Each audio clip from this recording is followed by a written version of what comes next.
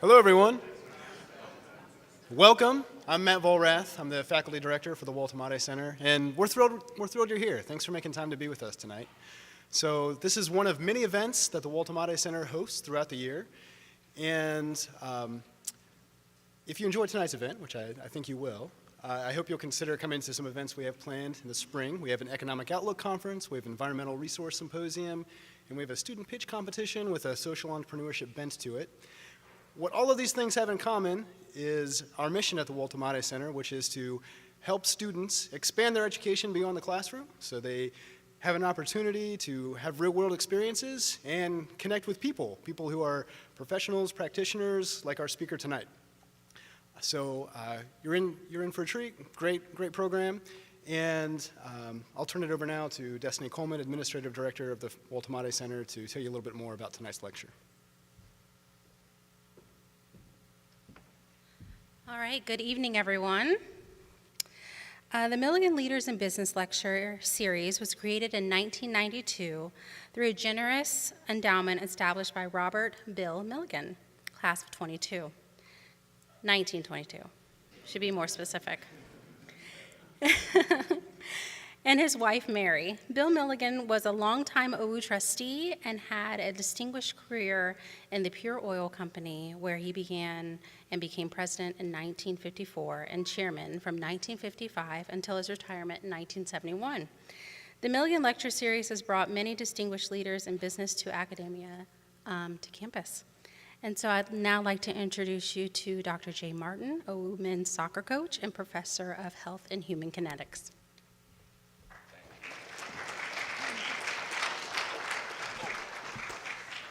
Okay, thank you. It's really an honor and a privilege to introduce Blair.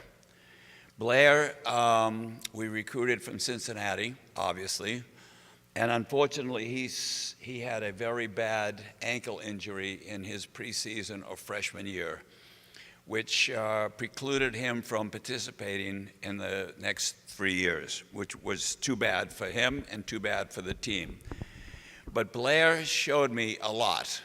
And as a coach, you like to identify, in my case, young men who care about the team more than they care about themselves. And Blair continued to support the team. He was an announcer for a while, and he was around the team all the time just to help and to be there.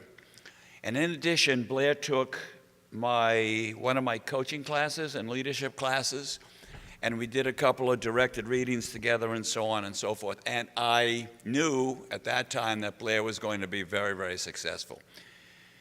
Oftentimes when an athlete gets injured and can no longer participate, they check out. He didn't check out.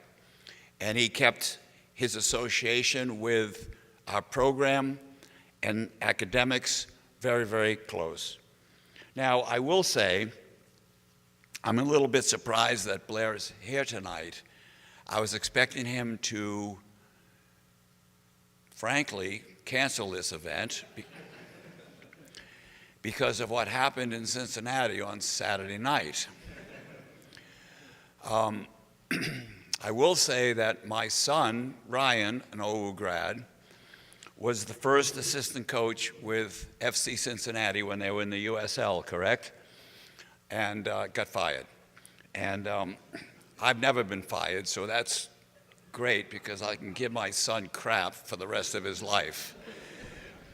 But as you may know, Cincinnati lost to the Columbus Crew on Saturday night in the MLS Championship semifinal game. So Cincinnati is golfing and Columbus Crew are playing on Saturday afternoon at 4. So I really didn't think you'd show up. So this shows me another thing about Blair. You know, he can get over that stuff and he can move on, which I think is great. And I'm really mad at myself. I've had a really difficult day for a number of reasons. And I actually yesterday bought a Columbus Crew scarf that I was going to give to Blair tonight. and make him wear it during his presentation, and I left the damn thing at my house. So, but I'm going to send it to you, all right? And you can do whatever you want with it. It's up to you. It doesn't matter. So anyway, let me read this bio that somebody gave me. The lighting here is absolutely atrocious. After 4 years and graduating from Ohio Wesleyan University, majoring in accounting, Blair Kisker left to attend the University of Kentucky to obtain his Master's of Business Administration in 2013. When did you graduate from here? 2012. So he was busy. He's keeping moving forward. Upon graduation with the MBA, Blair landed a job with Wesleyan, Inc. in Lexington, Kentucky. He carried multiple finance and accounting roles, with Wesleyan, specializing in cash flow. You could help me with that a little bit. I mean, you can charge me, I'll pay. Working capital management and financial planning and reporting. In 2018, Blair accepted a position with FC Cincinnati, the Major League Soccer franchise located in Cincinnati, Ohio, which, after my snide remarks, I will say, is probably one of the premier MLS teams right now after really struggling for a long period of time. He serves as Vice President of Finance and Accounting. In this role, he helps drive fiscal efficiency. I can't read this damn thing. It's too dark. And strategic financial planning. So I will say also that I knew Uwe Valtamati when I first got here. He was a very great member of the faculty and a really, really good guy, and he used to come to our soccer games all the time, probably his German background. And I'm thinking, Blair, maybe you have to unleash a little more money so that next year you don't lose to Columbus. What do you think about that? Is that your decision? It gives me great pleasure to introduce you to Blair Kisker for tonight's lecture. Thank you very much.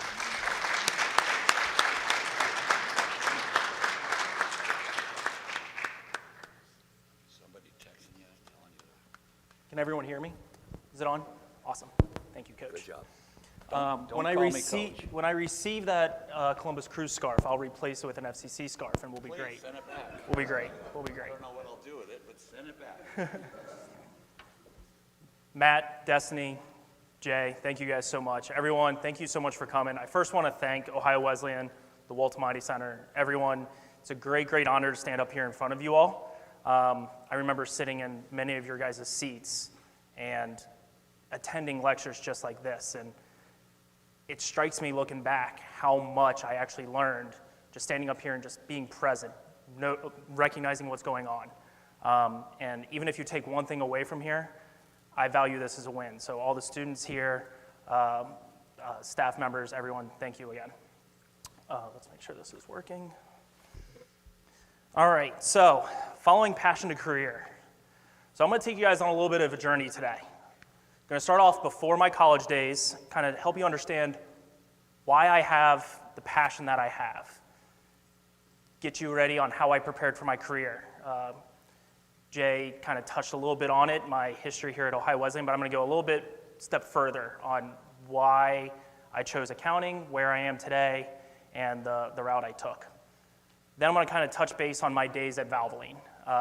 That really set me up for why I'm with FCC and why I don't see myself being anywhere else anytime soon. Ingraining the passion and linking it to that start of that career. So, development of passion. All right, you guys ready for this slide? This one's a good one. So, born in Cincinnati, Ohio, my parents are sitting right here, and I've always been told I was born with a ball in my hand. I was playing football, basketball, baseball, soccer. If I wasn't doing homework reluctantly in grade school, I was in the backyard playing all these various types of sports.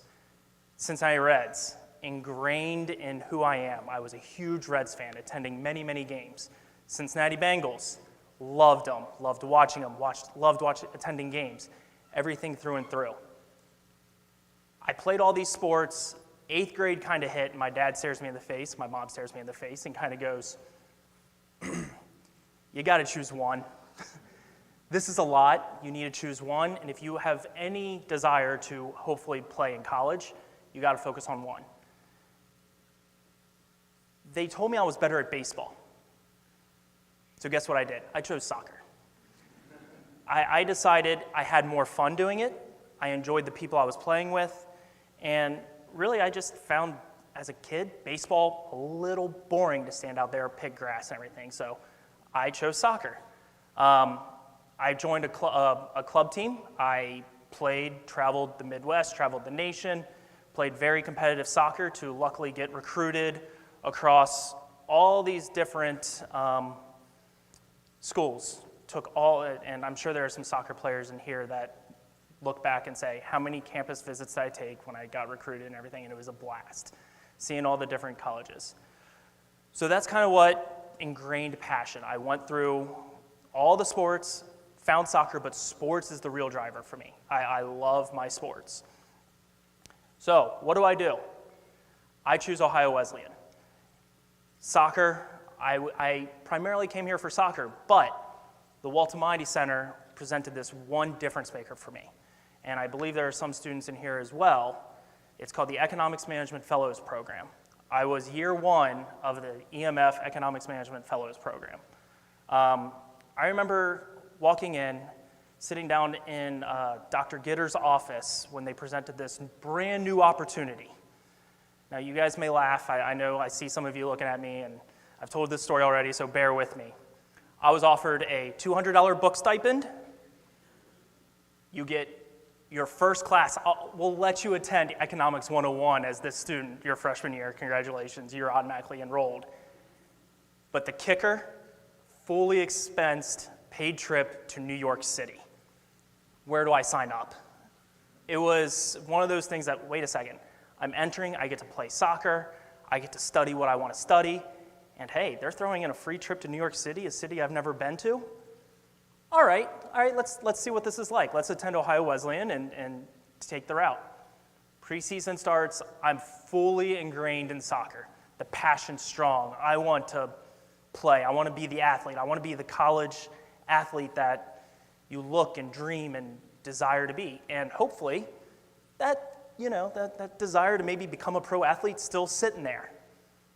Preseason hits, ankle injury. All right, let's go to rehab. Let's deal with that. Let's focus on that. But at that same time, I'm falling behind my other freshman teammates. They're exceeding, they're getting better endurance, they're performing well on the field. I'm falling a little bit behind. I'm on the trainer's table getting that ankle taped and sit there, and it's just kind of like, oh man, what is going on? I had economics management fellows to hold back on. I sat there, I attended every class, attended some of the events, the speeches, the talks, the lectures, and I was sitting there with this group of, I think there was about 12 of us at the time. And ironically, I became best friends with this gentleman on the trip. His name's Shane Webrick, and he actually was just my best man 2 months ago for my wedding. So the impact that the Economics Management Fellows Program and the opportunities that the Walter Mighty Center and Ohio Wesleyan granted me drove me to where I wanted to go. I was in the econ building. I was studying accounting. I was looking to become an economics management major or minor. What did I want to do? I kind of gradually pulled away from the sports world where I thought, you know what, let's go be the sports admin major. And by being in the EMF group, I was once again talking to Dr. Gitter, who was my advisor at the time, and he goes, have you ever thought about just doing accounting? You can still get into sports, but the opportunities to work outside of sports is a little bit greater with an accounting degree, and you can always fall back into sports if you so desire. Little did I know, he was pretty much predicting the future. So I listened to him.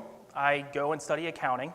I kind of wean a little bit away from the sports world. I do some announcing, as Jay mentioned. I hang around the soccer guys. Those are super close friends of mine. But I really, really zoned in on the business side. And I look back and I go, what was it that Ohio Wesleyan granted me the most? I had some one-on-one conversations with professors that drove me to look into business, not just sports. Steer away your career at the beginning away from that passion, but still hold on to that passion. Attend leadership meetings, attend soccer games, football games. Stay close to the passion, but maybe there's some other opportunities in your career. So I go through 4 years, I graduate, I'm battling back and forth. Do I go find a job or do I do grad school? I'm already in study mode. So I find this awesome opportunity down at University of Kentucky. It was a one-year program and I was able to get my MBA right there at the University of Kentucky in 1 year. I'm like, what's one more year studying? There's people that take victory laps all the time. What's another victory lap down in Lexington, Kentucky? While I was in Lexington, the Valvoline Motor Oil is world headquartered down in Lexington, Kentucky. Little did I know, I was going to be paired up with an MBA school, an organization where I would have the opportunity to potentially meet my first employer. And that's where it kind of led to my start of my career. I was at UK. I was working in this. In grad school, it's kind of like a co-op, and you're kind of taking some classes, but mostly you're doing projects. You're doing things. How do you impact a company? And through this, I was assigned with Valvoline. And lucky enough, I applied. I got my first job at this organization right there in Lexington. I accepted a job called a cost accountant.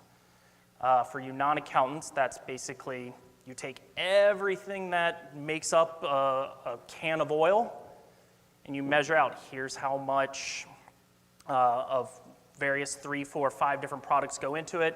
Here's what the wrapping costs. Here's what the can costs. We are now going to cost this product at $15. You then sell it for $30. Your margin's $15. But I was in charge of making sure that the costs that were going in were accurate. I got my MBA. This is my entry-level position. 6 months in, I'm getting a little bored. I start playing games with the costs. I'm like, when are they going to rise a little bit? Let's make a correcting entry. I'm starting to ask for more work. And this is a large organization. This is a very large organization.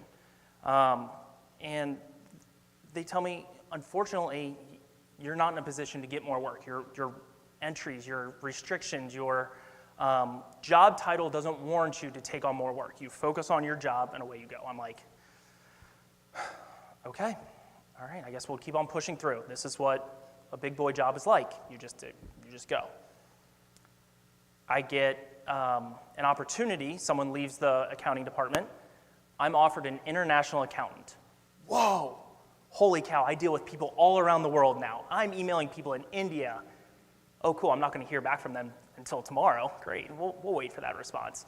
Let's talk to Brazil. Let's talk to Argentina. Let's talk to all these various plants on when they're producing, why they're producing, how much they're producing, and ultimately how much are they selling, and consolidating it all up into what we do in the United States.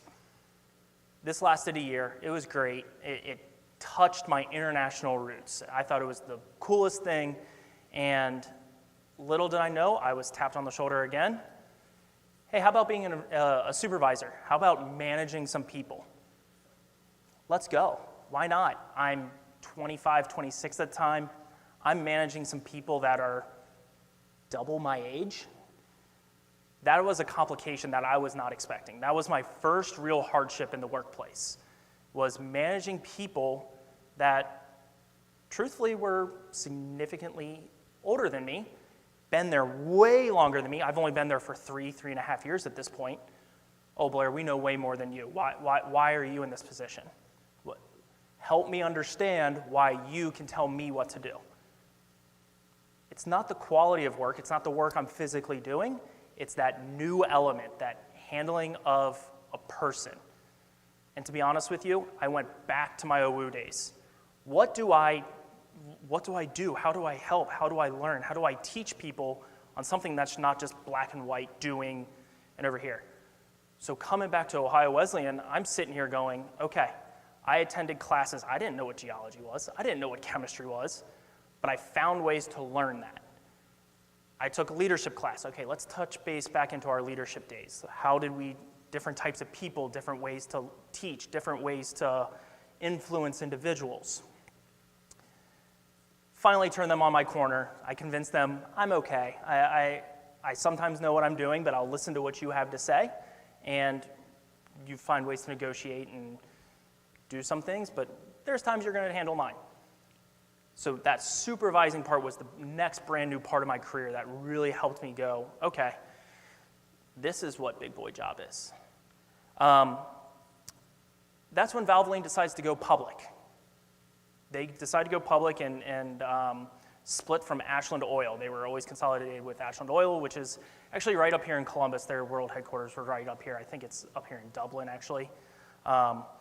And it is 2016, I believe. We decided to split off and go into a publicly traded company.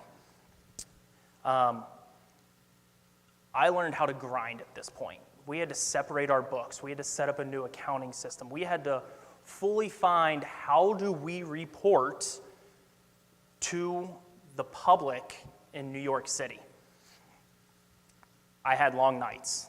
I had my first round of all-nighters away from college but in a job.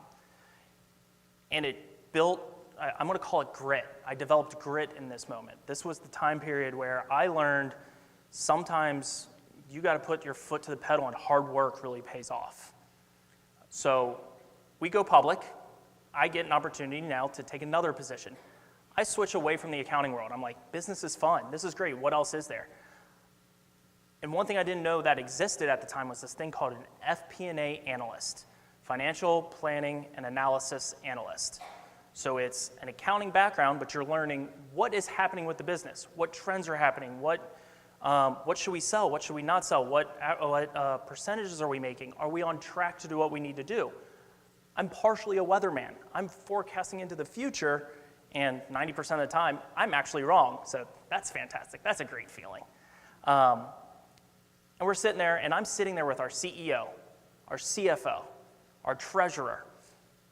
I'm 27 years old, and I'm sitting with these guys talking about quarterly earnings. I've made it. All right, we're good. We're going to stay here at Valvoline forever. We're ready to roll. This is going to be the dream job. One company, one situation. I'm a loyal guy. Wouldn't you know it, I'm sitting on LinkedIn one day, and an opportunity pops up that I never imagined would even be possible. I have an opportunity to combine passion with this career of accounting and stuff. I see on LinkedIn, FCC controller. I've watched FCC play on ESPN against the Chicago Fire in front of a packed house, and I'm prideful. This is my soccer team. This is the way we go. This job's open. Let's apply. Let's see what happens. I want to see what it's like. And wouldn't you know it, I have an interview, and I get the job. So we get to combine passion with career. I get to work back in sports doing accounting. Holy cow. So we go to FCC. All right, bear with me. This gives me chills, so if I come up here sweating a little bit, let me know. But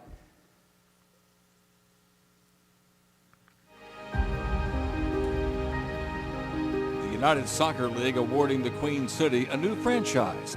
This is truly an exciting day for all of us vested in the Cincinnati soccer community. The attendance numbers started to gain national and international attention.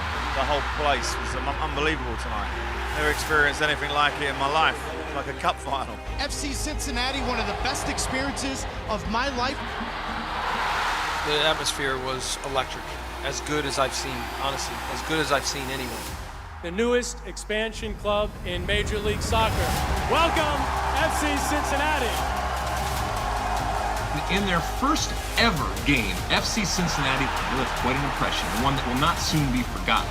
But what we saw in Cincinnati, that is soccer in America. It's unique, It's beautiful, and it's here to stay.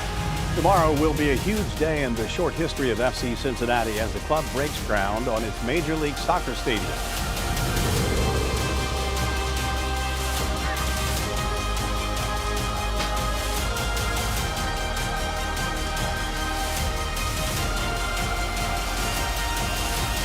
This building is one of the great soccer stadiums anywhere in the world.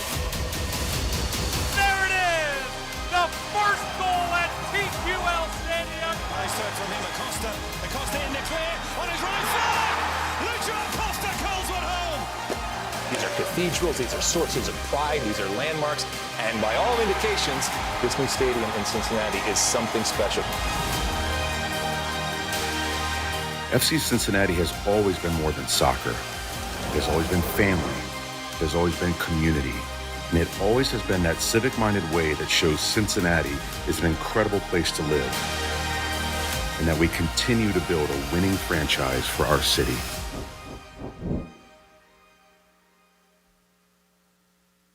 So, I joined this organization. There's a lot that goes on here. I'm gonna kind of take you guys through like a little roadmap of this.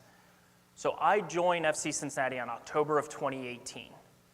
To put that in perspective, they started their organization in 2015 and were granted expansion into MLS in May of 2018. So May 2018, I joined in October of 2018. I'm one of the first hires that's taking it from minor leagues to major leagues. I didn't know this really totally at the time, but we're told to transition from minor leagues to major leagues in 277 days.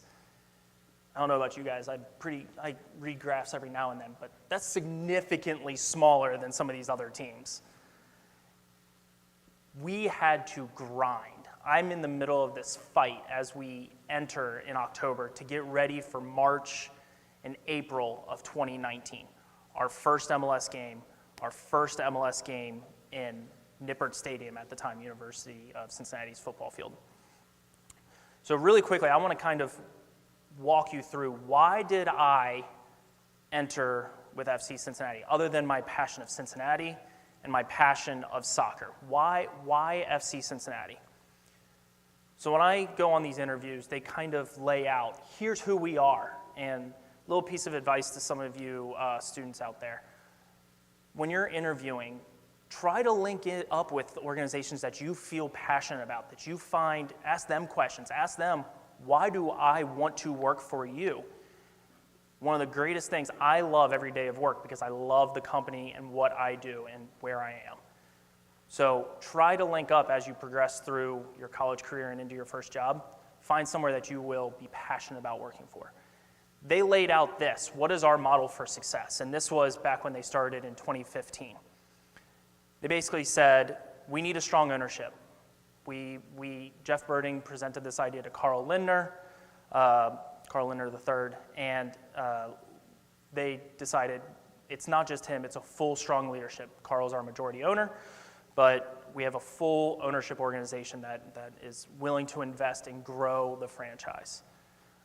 We wanted to set up an experienced sports management team, so that includes ticket sales, that includes our operations team. They wanted to latch into, let's find a professional sports-minded team.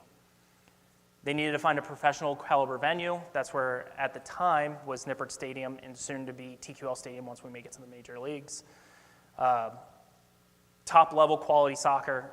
USL still professional soccer, so they wanted to provide a winning, top-level quality soccer at the organization. And lastly, and one of the most important things that hit me was this creation of a relevant sports brand, not just in Cincinnati, but in the region, that focused on winning, family-friendly, and was visible to the community. So why? What makes FC Cincinnati different? And bear with me, I usually don't like reading slides, but I really enjoy what this has to say. Why is FC Cincinnati different? We intend to make Cincinnati a championship city. We want to leave a legacy, create something bigger than ourselves, and be the embodiment of a rising Cincinnati. We want to lead, inspire, and unite. We just happen to be a soccer team. That last sentence is key. We want to make Cincinnati a championship city, not just bringing rings, not just bringing trophies, but in the whole community. We want to have Cincinnati viewed as a championship city. We want concerts to come to Cincinnati. We want the World Cup to Cincinnati, which we fought for. Unfortunately, we didn't get, but we were in the final runnings of getting the World Cup to be in Ohio and Cincinnati. We want to make Cincinnati just a better place. That's what makes us different. We just happen to play a sport called soccer. And our vision for the whole organization drives loyalty within our fan base. We're ambitious. We have dreams bigger than some of us even think of right now. We're disruptive. We're not going to follow the norm. We're going to challenge the organizations. We're going to challenge the city. We want fans to latch on to us for who we are. We're brand focused. We're FCC. We're fan. If you're a fan of FCC, that's our focal point. And you as a fan, you're going to be linked to our community. You're going to want to follow the #1 sports team in the region. We have some work to do on that, but we are fighting. That is our vision. We want to be bigger than Ohio State, bigger than the Bengals, bigger than the Crew, bigger than the Reds. That's our vision. We want to be the #1 sports team in the region. So, day one, these values that we have at FC Cincinnati haven't changed from 2015 to now. We talk about them every single day in every single meeting. We want to win, which I'll touch on. Maybe the first 3 years of MLS, we didn't do as much. Last place all 3 years, but we want to win. We want to be family friendly. When we talk ticket prices, when we're thinking as an organization, how do we get fans to come to our stadium? Is it family friendly? Are our pricings, or is our tickets, is our concessions, is it family friendly? Can we get a family of 4 into the stadium at a friendly price compared to our competitors? And lastly, we want to be engaging to the community. You've probably heard me say it a couple times, but we value bringing our brand to Cincinnati and developing the city of Cincinnati. So, I joined FCC. These ideas sold me. I've joined in October. I've gone through the first few months. It's time for the first game. You heard some of the announcements. We score our first goal, it goes nuts. We sell 32,000 seats to our first MLS home game. We finished 3rd in the MLS. Very first year, we finished 3rd in the MLS, averaging 27,000 fans. We're doing great. Maybe the product on the field isn't performing just yet. We're doing great as a business. We're hitting some marks. We're top in the revenue. We're top in fan attendance. We're excited about where we are. So, how do we maintain something like this? What do we do as an organization to maintain sellout crowds, bringing people back? Even if the product isn't there, how do we bring people back? We decided to focus on what we control. This is going to get into a little bit more of the financial portion of this. MLS, unfortunately, doesn't have the TV deals that the NFL has. The NFL gets billions of dollars from NFL Network, CBS, Fox. Baseball teams have their own broadcast rights in certain areas. They bring in large sums of money that frankly can pay for some of these really large contracts that you see floating around out there in football players and baseball players. We can't control that. MLS just signed a deal with Apple, which is extremely helpful. We're really excited about the deal. We think it's the future of how to watch sports, and we're really looking forward to that growing over the next 5 to 10 years. But what can we control? We can control how we look in the city, what we build in the city, where we go in the city. We want to develop this new rising Cincinnati. So all of that ties to, once again, our ownership's mindset of wanting to leave a legacy, leave something bigger than ourselves in the city. We're going to be civic driven. We're going to lead from our side right into the community. And then we're going to lead with excellence. So if we do all that, we think we can continue having fans come to the stadium and we'll just keep on growing the fan base. We'll keep on leaving a legacy every single day. So what's the first thing we do? It's 2019, where we've got this civic mindset. What can we do? We expand outside of Cincinnati slightly, call it about 25, 30 miles, to Milford, Ohio, and build this world-class training facility for our players and our academy and our two team and the youth that can go and play. It is one of the, in our opinion, one of the best in the world. People have come and U.S. Soccer's attended, and they're like, holy cow, this is better than what's going on over in Europe. And we're like, okay, we must be doing something right. We are setting ourselves and the team up for success by establishing some world-class facilities. So that opens in 2019. We then build, in 2021, one of the best soccer stadiums that I personally have been to and seen on TV. This was a project that started pretty much first week that I started with FC Cincinnati. I'm presented with this idea of what the soccer stadium is going to look like. I'll be honest with you, it didn't look anything like this.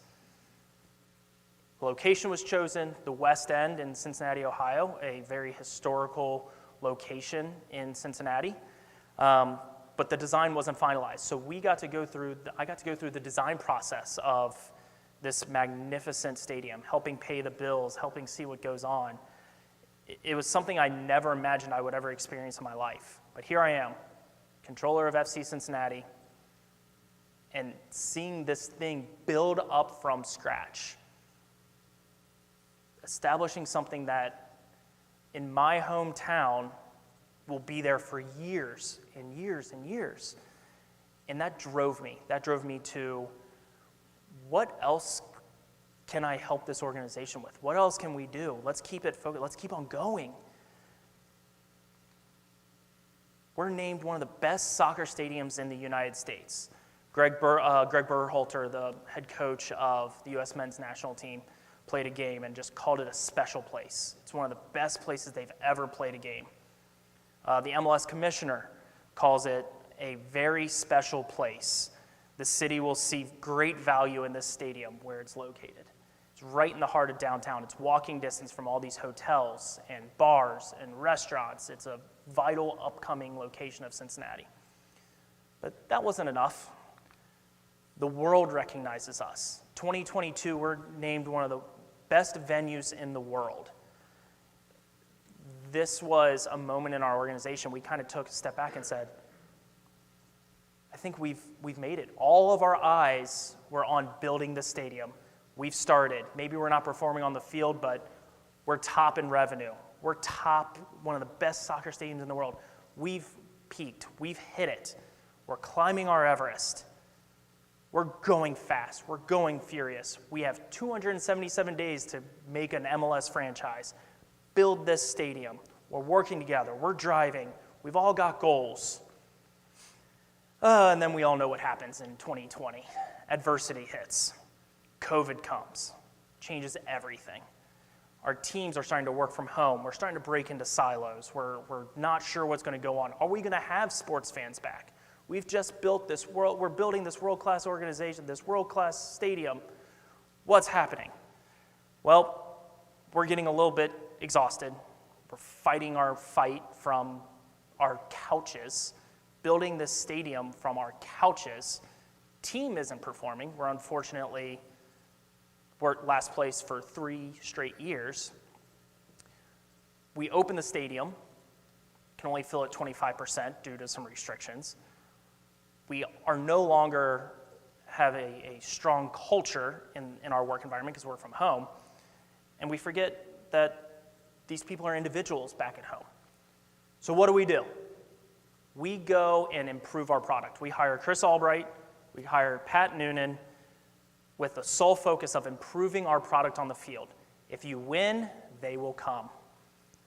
Your people will want to stay. You'll want to fight. You'll want to bring up that drive. What do we have to reach for now that the stadium is built? What's next? Let's have sellout crowds. Let's be back to top revenue. Let's experience winning on the field. So we go hire these individuals, but it didn't just stop there. We also looked internally at our business side. We said, what can we do to improve the employee roadmap, the employee's experience? We came up with a culture DNA code. We sat down over the course of 1 to 2 years and came up with these 6 pillars. We work together as a group.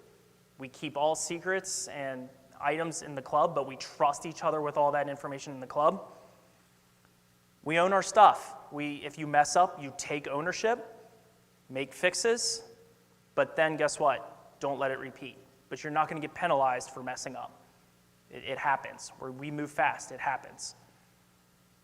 We develop our employees. We want to see progression within our own house. Have a big vision, have big ambitions, and then we're all for each other. We're all for this same crest. We're all working together for one common goal. The other thing is our co-CEO, Jeff Birding, placed a book on our desk, and if none of you have read it, it's called The Energy Bus by John Gordon. He placed it at every single one of our desks and said, read it. And we're going to have lectures about it. We're going to talk about it. And we've instilled this culture into our organization, and it's made significant differences. And I don't want to give it away for those of you that haven't read it, but it's all about who do you want on your team? What attitudes do you want on your team? And who do you want to be by your side when you're going to war on the field, off the field, and everything that's going on in business? So we're striving to improve the culture. The other thing we sit down and do is say, who are we? What are we doing? Where do we want to go? Where is our ambition? We want to be a multifaceted sports and entertainment organization by 2031. That means more than soccer. What's that mean right now? I don't know, but that's our goal. Let's have concerts. Let's have other items. We're going to have focus areas of improving revenue growth, advocacy with our fans, bringing the fans back to the stadium, and have a high-performing organization. Our people are going to succeed because they are going to zone in and want to be here and improve. And then we talk about how we behave, which is our DNA code that we just talked about.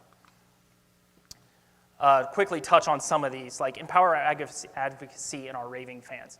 This is who makes us who we are. We have some of the greatest environments in TQL Stadium because our fans want to be there and they have an excellent time. Half of our fans don't even know what soccer is. I'll be honest, they go because of the environment. They didn't know their first time joining, and now they're mad soccer fans. They're mad about our club, and it's so fun to run into someone on the street wearing our crest and say, thank you. What you brought to us is something special. We always strive for revenue growth. It's a pretty common business function. You always want to continue to grow revenue. We want to focus on strategically doing that, so that's one of our critical results.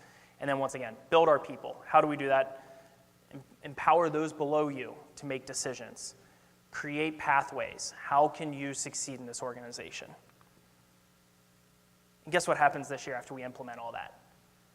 I know, I don't know if anyone else here is a Columbus Crew fan, but we did win Supporters Cup. I will challenge you and say that is the better trophy. It took us 34 games to get there. This is a short little tournament. I'm very prideful of our Supporters Shield. So all of that implemented, better team, better product, better culture. We're working together. We've got our Supporters Shield. That's not enough. What are we going to do? We're going to accelerate growth. We've got some more things coming up, but we're going to do it in a sustainable fashion. We're going to do it intelligently. North of our stadium, you can kind of see the outline of the stadium. We're now looking at building a mixed-use area, restaurants, bars, apartments, hotels. Once again, making the city of Cincinnati in this West End bigger, better, rising faster, rising stronger. And in front of the stadium, we're looking to actually expand, add some greenery, add some walking space, and make it a very inviting location for people who want to attend. The soccer stadium is visited 30 times a year, some concerts, some games. We want you to come and want to be there year-round, 365 days, not just this year, not just the 30 days. So we've had our downs, we've had our ups, we're still going up, but We're not stopping. We're going in a very sustainable fashion. And I take pride in it. It all started right here at Ohio Wesleyan by saying, I found what I wanted to do, I found how I want to do it, and I found my way by learning how I want to learn and grow and succeed in life by starting right here. And again, I thank you, I thank Waltamati Center, I thank Ohio Wesleyan for giving me this opportunity and helping me become, meeting my passion with my career. So thank you all.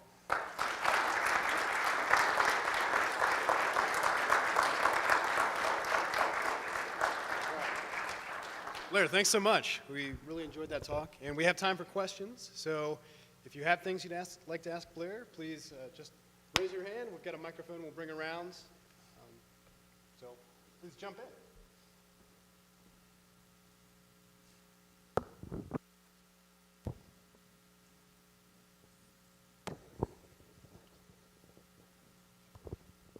Hi there. Thank you so much for your time and for coming back to chat with us all. But I'm curious, so when you're developing this brand and really revitalizing it in the face of adversity, I know you have to be able to come to the table with your own ideas, your ways to innovate. So who do you look up to, whether it's a professional or someone personal, to help guide your intuition and guide your capability to bring those to the table? Yeah, so as I mentioned, I had some great mentors through Ohio Wesleyan. Dr. Gitter's driving me to go into accounting and business. My parents, they've instilled me to be who I am today. Don't be scared. Come with if you're confident in what you're going to talk about and you believe in it, who's to say, they may say you're wrong, but you can still strive to say, be confident in it and believe in it. And if someone says you're wrong, then that's fine. There's difference of opinions, but we accept in our culture, we've basically said, it's okay for us to have differing opinions, and it's okay for us to be at the table battling for a common cause, which is the crest, but lay out what you believe. And some of my predecessors at Wesleyan were kind of on the same point. It's like, come with what you think is the true answer. Come and don't be scared to present what you want to present. And from them, and honestly the individuals that I've worked with at FC Cincinnati that have truly ingrained in our leadership group of, let's talk it out. Let's agree that everything we say is all for one thing, and that's to improve our organization and the city. So with that, we've basically agreed that there's going to be confrontation, but leave knowing that it's all coming from the right place, and let's figure out what's best for the organization. So to me, it's my peers right now. We all are approaching this in a very similar fashion, and I look up to them and value their opinion just as much as mine and say, you know what, that's a fantastic idea. Let's do that instead of mine. Let's go. That sounds great. Thanks.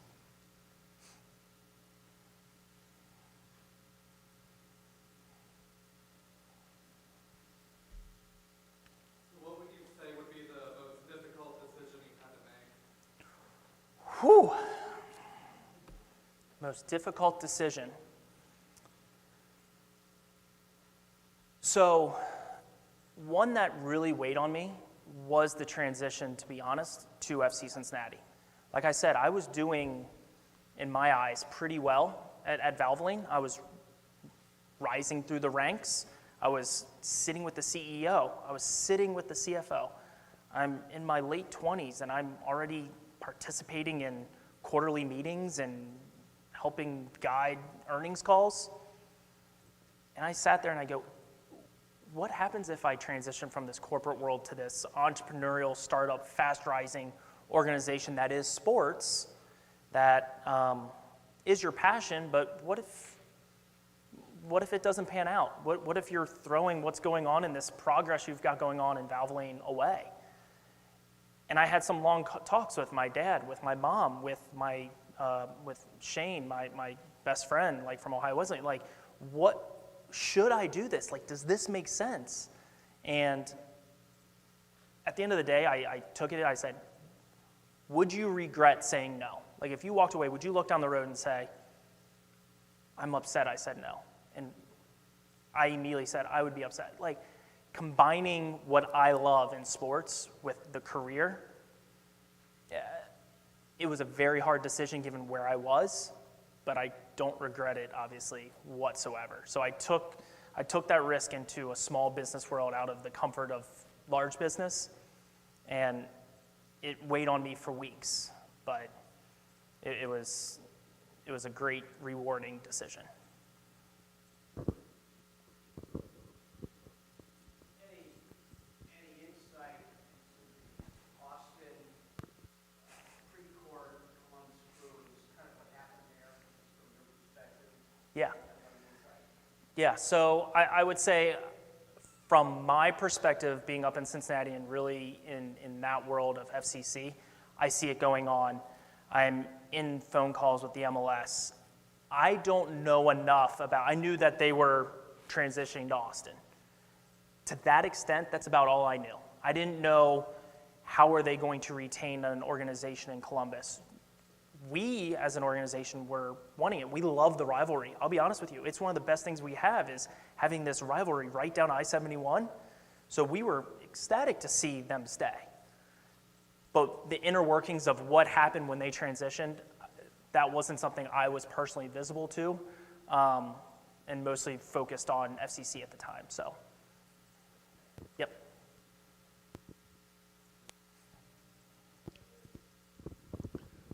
I'm not very familiar with professional soccer, but how do you relate to women's soccer in Cincinnati?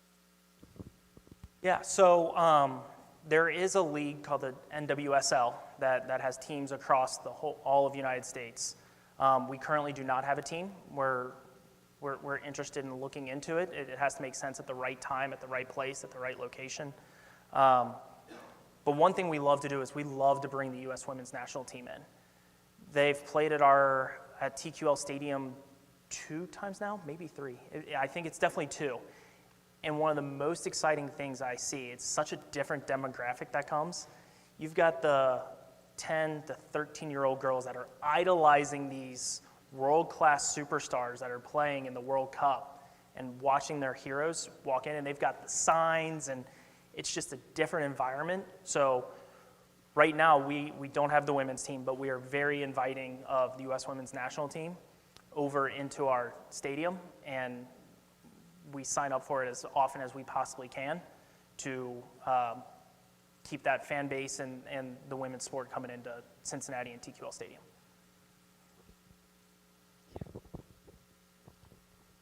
What is one valuable discovery you've learned about yourself throughout your career journey?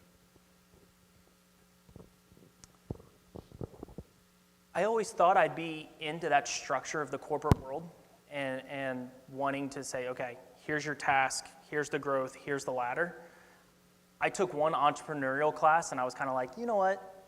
I'm not sure I'm really into this entrepreneurial go fast. I love it. I can't see myself like going back to this structural world. I love the unknowing. My day is different every single day. At Valvoline, I had a checklist. Do you make this entry? Yes, yes, yes.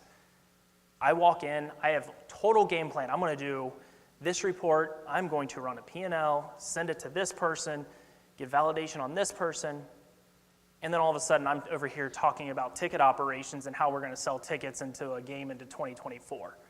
My day's blown up, but I love it. I know going in that I don't know what my day's going to be, and I didn't think I would like that, but I love it. It's one of the most fun things going into work and not knowing what you're going to do, but knowing you're going to do it well and do it to the best of your ability, and away we go, and keep on fighting.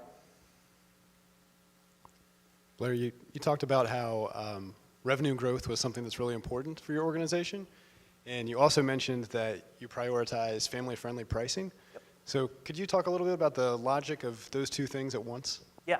So the key word in that is to be strategic revenue growth. So if we go and raise prices 50, 60, 70%, sure, it'll gradually grow revenue, but we may start losing fans. We may not be able to achieve our sellouts. We may not have that experience that causes people to have a great desire to come back year in, game out, year after year, renew tickets. So we like to have family-friendly pricing that encourages individuals to come back, participate to multiple games, come for a lower price for a family of 4. We love the family friendliness. But maybe there's other opportunities out there, such as the mixed-use development, that we can still grow revenue in a strategic manner, but not hurt our family-friendly value of still incorporating that into our soccer games, but finding other opportunities, concerts or more events, or maybe it's an international friendly or the U.S. men's and women's national team game where you don't have to combat on price, but still grow revenue within the organization. All right, we have time for one more question. Up here, she's been looking for one right up here. Right.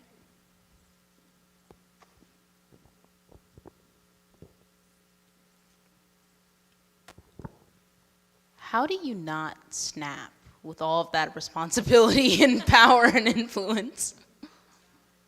I wasn't ready for this question. I don't know if it's just the athlete in me. I've been mentally prepared to take on harsh, exhilarating, tough moments.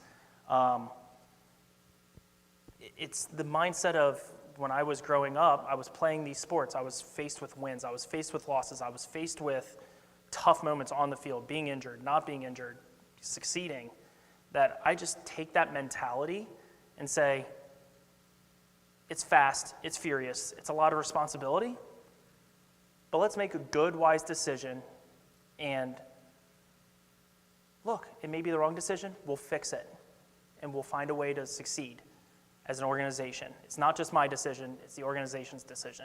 And as long as I know in myself I am fighting for the betterment of our organization and our people, I have confidence that calm me down, say it's the right decision, I'm thinking of the right things, I'm thinking of our values, I'm thinking of our DNA code, and it calms me down just briefly and say, let's do it. I'm covering all the bases. I've got this mentality of let's keep on fighting, let's keep on going, let's strive forward. We're gonna make this decision, we're rolling. Let's figure it out. And it's back to that question of it's exhilarating. It's so fun.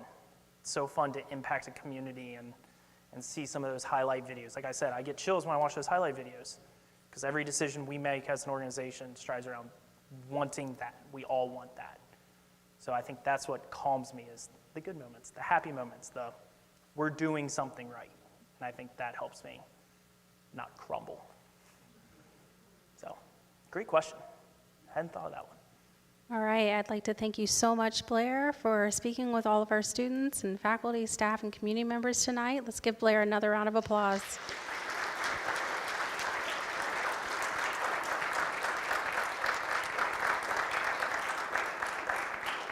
Students, if you haven't signed in, please do so in the front. Blair is open for pictures and more questions in the front if you'd like, and thank you all for coming.